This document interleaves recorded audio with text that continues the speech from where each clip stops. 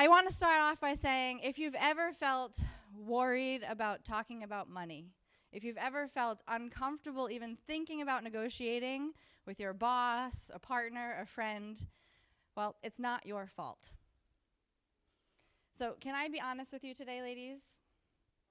Yes, it's okay if I'm honest.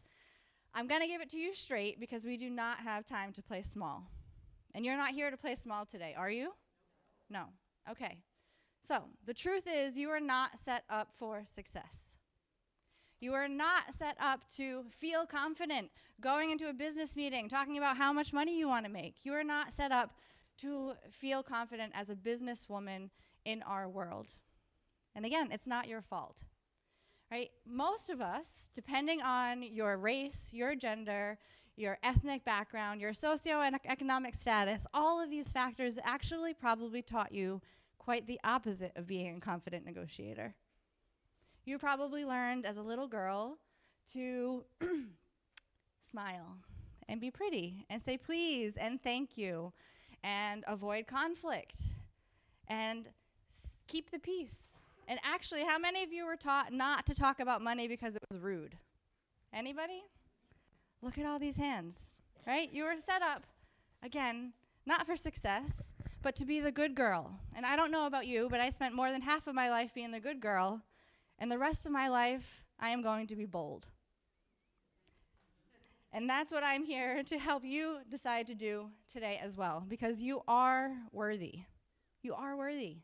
You're worthy of the biggest paycheck you can imagine. You're worthy of being able to spend time with your children. You're worthy of having your needs met and be recognized for all of the contribution that you make.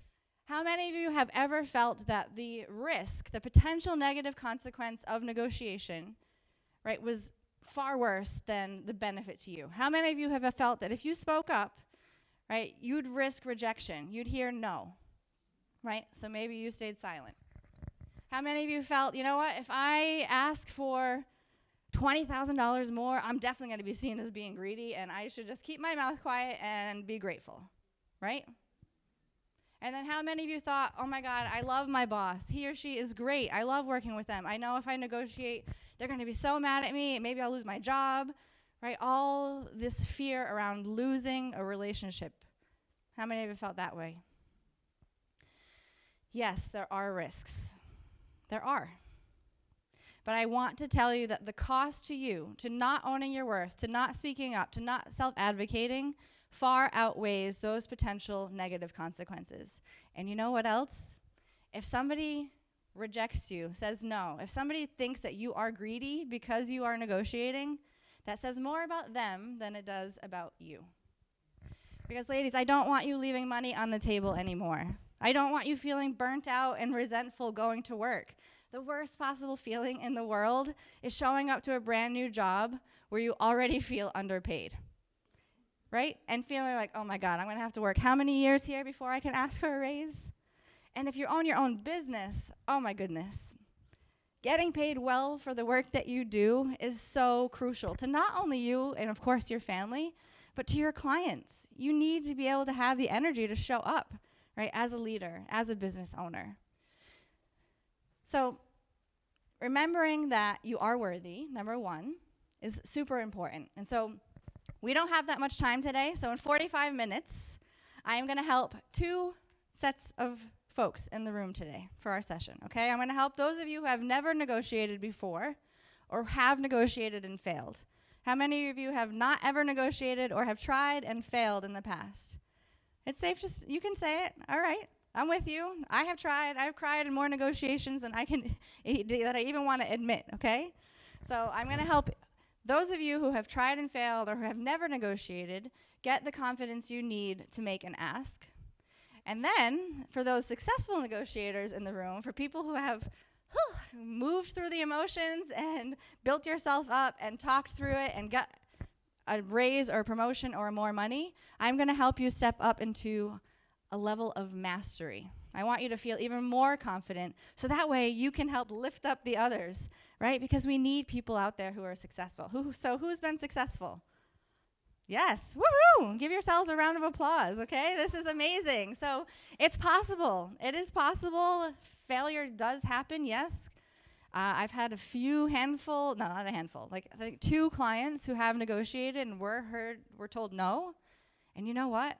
It saved them. They said, thank you so much. This is not the right place for me. Thank God I didn't say yes to that and move and start in a job, right? It saved themselves from time, money, energy, and they realized it wasn't a good fit.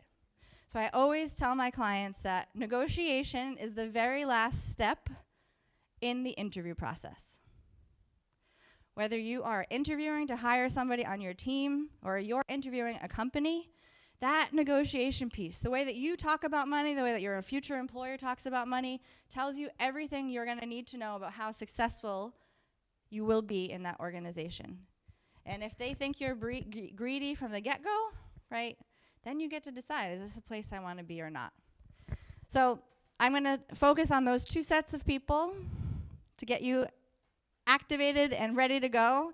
And my goal today is to shake up your beliefs around money, around negotiation, around success, around talking about how amazing you are, because you're all amazing. You're here today. You're showing up for yourself. So give yourselves another round of applause for showing up and just taking the time to be here, because I know you're all busy, right? And I know you could all have a million excuses to say, I need to get X, Y, or Z done, but you're here. So I'm going to mostly shake up your beliefs because I have a sense and a feeling that you may doubt on some level that you're worthy. That either you're worried about somebody might think, right, that underneath it you are thinking, yes, I would love to feel this confident negotiating, but still there is fear. And so I want to tell you that it wasn't that long ago that I was in your shoes, that I was not advocating for my worth, for my work. I was not advocating for my future. I had what I thought was my dream job, and I was successful on the outside, but on the inside, I was, as I say, bankrupt, right? I doubted myself. I was a fantastic negotiator. I mean, let me tell you, working in human resources, I negotiated day in and day out for other people, right? And this is why you're all in good hands today, because I had the rule book. I wrote most of the rule books being in HR, and even having all of that information, it was still so hard for me to self-advocate because I doubted that I was worth it. We're going to get into what worth means, but I can still remember the first day in New York City when I joined my dream job company. I'm standing on Fifth Avenue in Manhattan looking at this massive high-rise, and I walk into the building and I hit the elevator button and it takes me up to the 52nd floor, and I go through the glass doors and I step into my new corner office, and out of my windows I can see the Brooklyn Bridge. Actually, it would be over here. I can see the Statue of Liberty. I can see all of Manhattan in front of me, and I'm feeling on the inside, right, like I've made it. This is it. This is what I worked so hard for. This is why I've sacrificed. Like, I am successful now. Here I am. Right? And I'd take the next 2 to 3 years working my butt off at that company until one day I get a phone call. I still had a desk phone back then. Hello? Oh, hello. You're a recruiter from Facebook. Sure. I'm definitely interested in hearing more about an opportunity you have. Okay. So it sounds like it's less responsibility than what I'm managing now, since I am head of HR for an international team. Can you tell me what the starting salary would be, or the starting salary range for this role? And she told me a number that was at least $40,000 over what I was making in my current role for a job with less responsibility.